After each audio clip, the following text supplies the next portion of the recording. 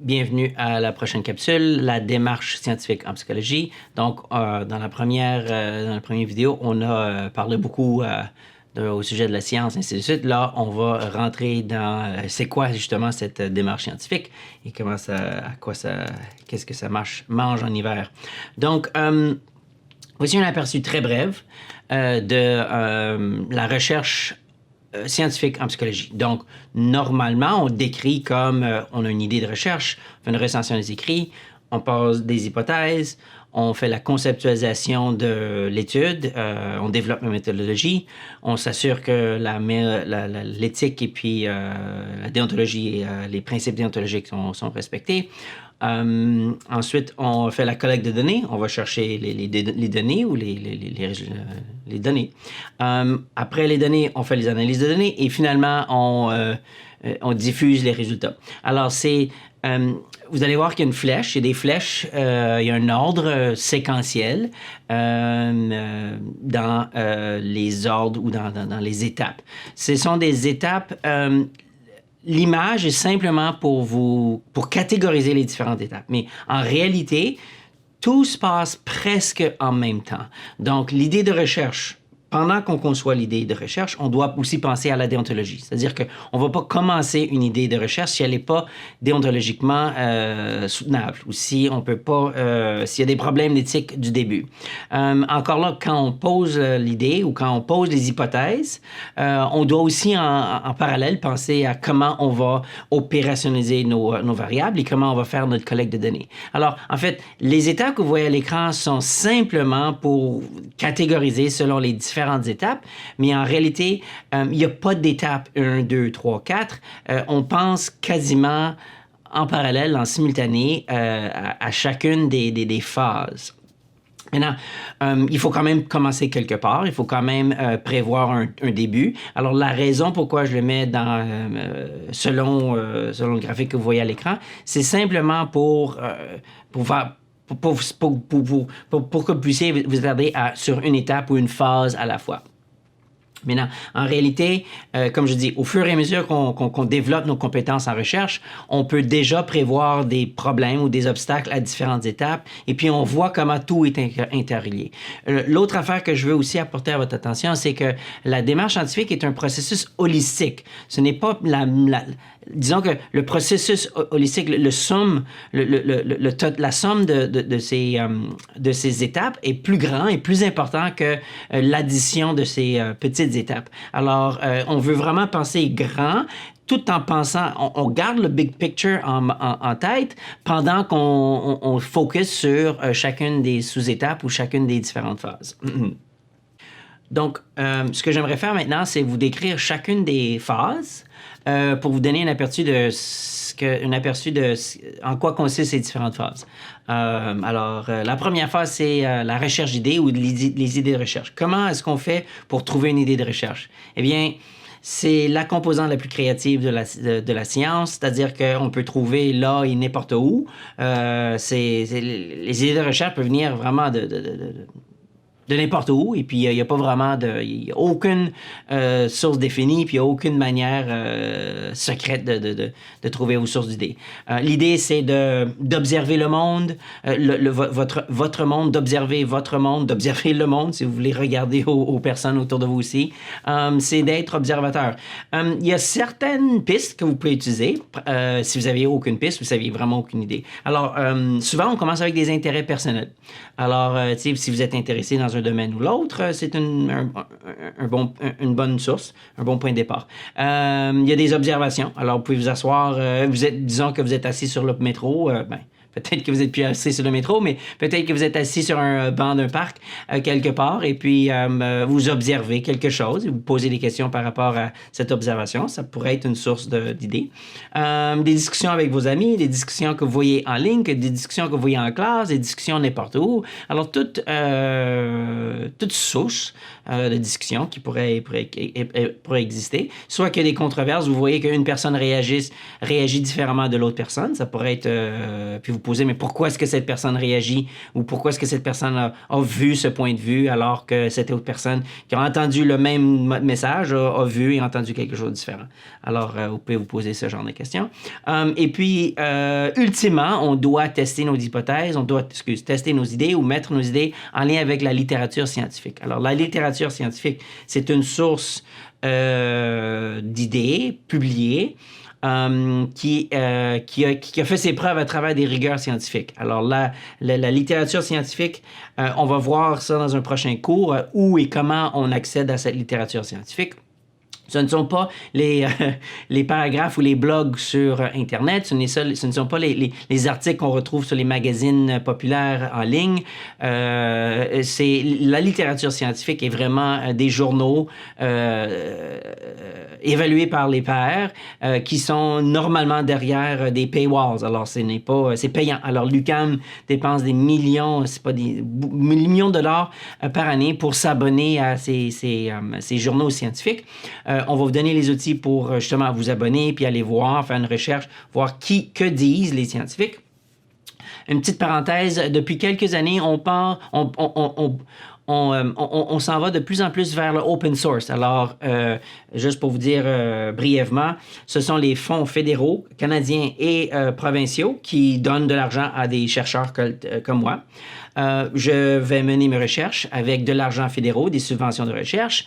Puis ensuite, là, il y a certaines personnes qui disent, mais puisque c'est les payeurs de taxes qui payent pour la recherche, les payeurs de taxes devraient avoir accès aux résultats de la recherche. Donc, ça devrait être open access, ça devrait être libre, ça devrait être ouvert ou public, disons. Ces informations devraient être publiques. Puis, alors, il y a plusieurs chercheurs qui pensent un peu comme ça aussi, puis il y a plusieurs personnes qui disent que effectivement, peut-être que ça pourrait être une bonne idée. Donc, de plus en plus, il y a de plus en plus de journaux scientifiques qui sont open access ou open source. Et puis, c'est dans la nouvelle vague, là. Il y a des petits problèmes qui rentrent dans l'open source, mais l'open access, comme on va voir un peu plus tard. Mais tout ça pour dire que dans la littérature scientifique est inévitable. Et puis, c'est une des sources qu'on va utiliser pour aller chercher les détails de presque chacune des autres phases. La recension des écrits. La recension des écrits est une méthode ou une phase pour dire, qu'est-ce que les autres disent sur le sujet? Qui a mené quelle expérience sur ce thème? C'est quoi les grandes théories? Est-ce qu'il y a des théories qui se contredisent? Ou est-ce qu'il y a un consensus sur les théories à utiliser pour expliquer ce phénomène? Alors ici, on veut pas réinventer la roue. On utilise... Il y a des personnes qui sont très intelligentes, qui ont mené des études pendant plusieurs années, et puis la littérature existe depuis depuis plusieurs années. Alors, on va puiser sur les connaissances des autres pour en apprendre des autres avant de nous lancer là-dedans. Alors, dans la recension des écrits, on veut vraiment se placer par rapport à mettre notre idée ou confondre notre idée ou mettre notre idée en lien avec ce qui existe déjà dans la littérature scientifique. Alors, justement, j'ai préparé un exercice pour vous montrer, mais comment est-ce qu'on trouve cette littérature scientifique, comment est-ce qu'on évalue la qualité subjective ou la qualité objective des articles qu'on va trouver, ainsi de suite. Une fois qu'on a fait une recension préliminaire, disons, on voit qui fait quoi, on a une idée les thèmes, les keywords qu'on utilise pour décrire ce phénomène, on va peut-être là passer à l'étape de formuler une hypothèse. Alors, on va déclarer une prédiction qui est empiriquement testable sur les relations entre au moins deux variables qui peuvent être mesurées objectivement. Donc, c'est la définition des hypothèses. Une hypothèse, c'est une déclaration qui est empiriquement testable sur la relation entre au moins deux variables. Alors, vous voyez déjà dans la définition des hypothèses qu'il y a deux variables. Deux variables, ça veut dire qu'il y a deux concepts, deux idées, deux opérationnalisations de variables. On va voir plus tard c'est quoi une variable, ainsi de suite. Mais il y a au moins deux variables dans toute étude. Une variable X et une variable Y. Et puis, on voit aussi que dans la définition, on dit que les deux variables doivent être mesurables ou peuvent être mesurées objectivement. Alors, on doit arriver à opérationnaliser ces deux variables. Alors, encore là, j'ai un exercice pour le développement de la déclaration ou la description d'une hypothèse. Et puis, à travers cet exercice, vous allez voir que la formulation d'une hypothèse consiste en 2 étapes. Premièrement, on doit opérationnaliser nos variables. Alors, on doit concrétiser, on doit décrire très concrètement comment on va mesurer et comment on définit nos variables. Alors, les 2 variables dans notre hypothèse. Et puis ensuite, là, on va établir un lien logique. Alors, on va dire, par exemple, je vais mesurer la variable X avec ce questionnaire Y, ou avec ce questionnaire X, et plus mon estime de soi augmente, plus ma dépression va diminuer. Ma dépression, je vais la mesurer avec une échelle de Beck, de dépression avec un score de 0 à 32. Et alors, je vais dire, je viens d'opérationnaliser mes 2 variables. Plus mon estime de soi mesurée par l'échelle d'estime de soi augmente, plus ma variable dépendante ou plus ma variable de dépression va diminuer. Alors, plus une augmente, plus diminue, c'est un lien logique entre nos 2 variables. Après avoir formulé nos hypothèses, on veut ensuite là, passer à comment est-ce qu'on va mener l'étude. C'est quoi la conceptualisation de notre étude? De quoi va l'air notre étude? Alors, la conceptualisation consiste en le plan de recherche. Alors, quel genre de devis on va utiliser? Est-ce que c'est un devis corrélationnel? Est-ce que c'est un devis expérimental? Est-ce que c'est un devis longitudinal? Ça va être comment? Le devis qu'on va utiliser va être directement en lien à notre hypothèse. Parce que le devis on doit concocter un devis pour répondre à nos hypothèses, pour bien répondre à nos hypothèses. La conceptualisation consiste à concrétiser aussi les mesures. Alors, c'est l'opérationnalisation des variables qu'on vient de définir dans l'hypothèse. Alors, comment on va mesurer nos concepts? Quelle échelle? Quelle mesure? Est-ce qu'on va faire des entrevues ou est-ce qu'on fait une échelle quantitative? Est-ce qu'on fait, je sais pas, est-ce qu'on mène des dessins avec une interprétation? C'est quoi, là? Comment on va mesurer ce qu'on va mesurer? Et finalement, il y a la procédure. Alors, c'est littéralement l'ordre chronologique des étapes que va suivre un participant qui participe dans l'étude. Alors, formulaire de consentement, bienvenue, questionnaire A, questionnaire B, et puis merci, bonsoir avec la dernière chose. Après avoir, c'est pas vraiment après avoir, là, la déontologie ou le code éthique ou l'éthique existe un peu au milieu des étapes, mais en réalité, le code éthique ou la déontologie existe depuis le début. Alors, on va jamais se lancer dans une étude avant même d'avoir prévu, ou au moins de s'être assuré que ce qu'on pense vouloir faire va respecter les principes déontologiques. Mais il existe un moment donné où, une fois qu'on a une bonne idée de la conceptualisation, de le concept puis le plan de notre recherche, les mesures qu'on veut utiliser, on doit faire une demande éthique aux instances universitaires. Alors, on fait une demande d'approbation éthique où on décrit ce qu'on veut faire, les raisons pour qu'on veut les faire, les outils qu'on veut utiliser, comment on va les recruter, si on paye les participants ou pas, où va se passer l'étude, ainsi de suite. Alors, on donne une description totale de notre étude. Le comité éthique nous aide à peaufiner nos procédures pour s'assurer qu'ils respectent l'anonymat de nos participants, que nos participants ne soient pas blessés, ainsi de suite. Alors, le comité éthique va nous aider à peaufiner nos procédures et puis ce qu'on propose de faire pour respecter les principes déontologiques. Une fois qu'on a l'acceptation ou l'approbation éthique, c'est seulement à ce point-là où on a le droit, comme chercheur, on a le droit et puis on est protégé par les principes ou le comité éthique d'aller faire une collecte de données. Alors, en tout temps, on ne peut pas, tant qu'on est à l'intérieur d'une instance universitaire, on ne peut pas mener une étude empirique sans l'approbation éthique du comité éthique, surtout lorsqu'on utilise des fonds de recherche. Après avoir l'approbation éthique, là, on passe à l'étape de collecte de fonds. La collecte de fonds, c'est la vraie étude. c'est la partie intéressante de l'étude ou de la recherche, dans le sens qu'on mène la collecte de fonds telle qu'on l'avait prévu puis telle qu'on l'avait préparée. Souvent, on va parler d'études pilotes.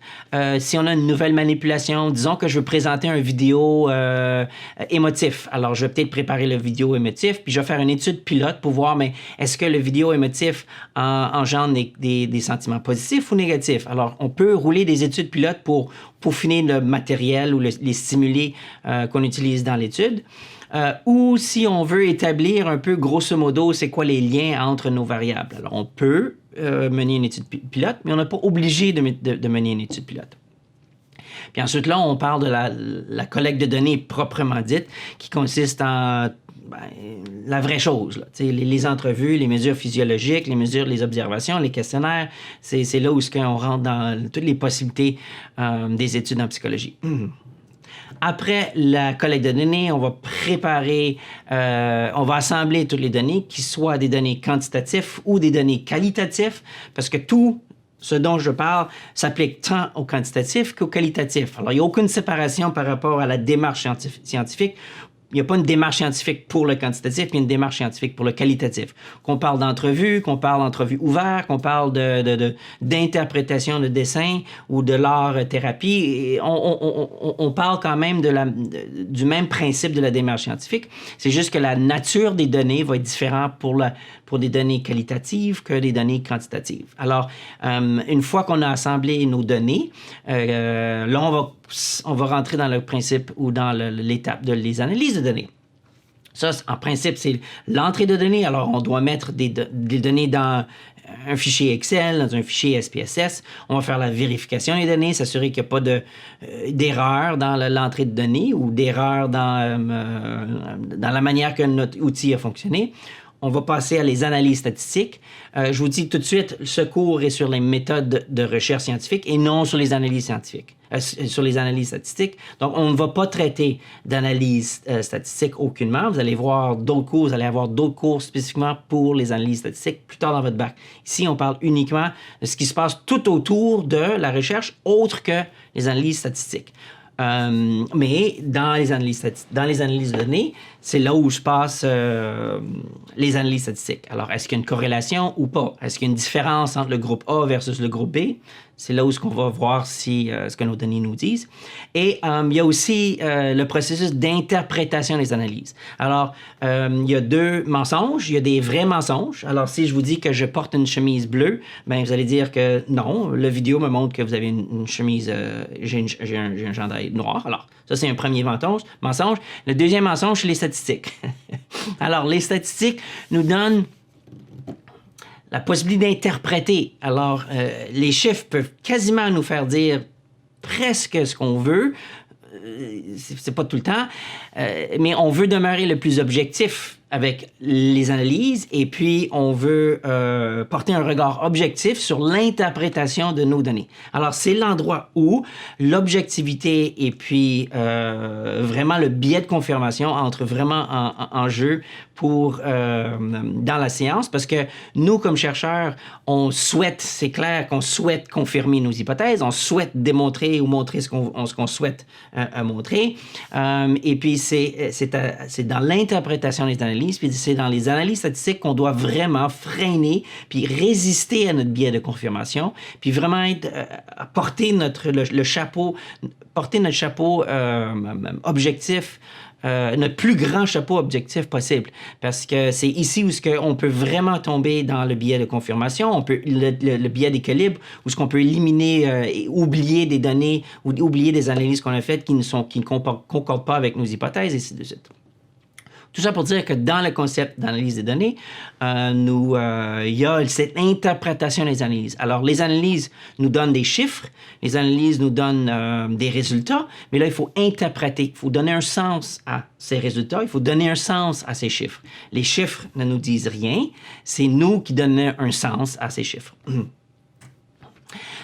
Et finalement, après avoir mené nos recherches, ainsi de suite, là, on s'attarde à la diffusion des résultats. Alors, la diffusion des résultats peut soit prendre la forme d'une communication par affiche. Alors, si vous avez déjà fait partie ou vous avez peut-être vu des communications affichées, alors c'est des gros posters qu'on voit aux conférences, aux congrès scientifiques, et des communications orales qu'on voit encore là au congrès ou aux rencontres.